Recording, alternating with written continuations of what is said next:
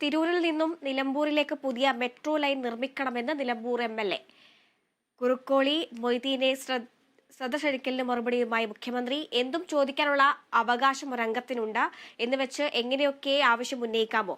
ഈ സർക്കാരിന്റെ കാലത്തെ എന്നല്ല, ഒരു ദശാബ്ദ കാലത്തേക്ക് പോലും അങ്ങനെ ഒരു ആലോചനയില്ലെന്ന് മുഖ്യമന്ത്രി പറഞ്ഞു.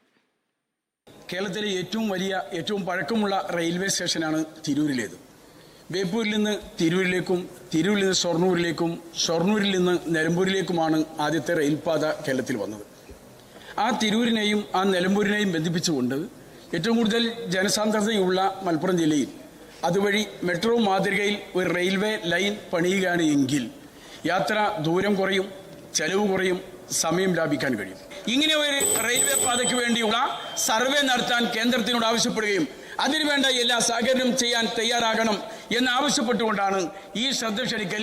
ബഹുമാനപ്പെട്ട മുഖ്യമന്ത്രി സർ, ഒരംഗത്തിന് ഏത് കാര്യവും ഉന്നയിക്കാൻ അവകാശമുണ്ട് എന്നുള്ളതിനോട് ഞാനും യോജിക്കുകയാണ്. പക്ഷെ ഇതൊക്കെ വേണമെന്നുള്ളത് അംഗം നിയമസഭാ സെക്രട്ടേറിയറ്റും ആലോചിക്കുന്നത് നന്നായിരിക്കും. അടുത്ത ദശാബ്ദമൊന്നും ഈ ഗവൺമെൻറ് ആയാലും ഇനി ഏതെങ്കിലും കാലത്ത് മാറി ഗവൺമെൻറ് വരുന്നുണ്ടെങ്കിൽ ആ ഗവൺമെൻറ് ആയാലും വരാൻ സാധ്യതയില്ലാത്ത ഒരു മെട്രോ റെയിലിനെ കുറിച്ചാണ് ഇവിടെ പറഞ്ഞിട്ടുള്ളത്. ഒരു സർക്കാരിൻ്റെയും ആലോചനയിൽ ഇല്ലാത്ത വിഷയമാണിത്.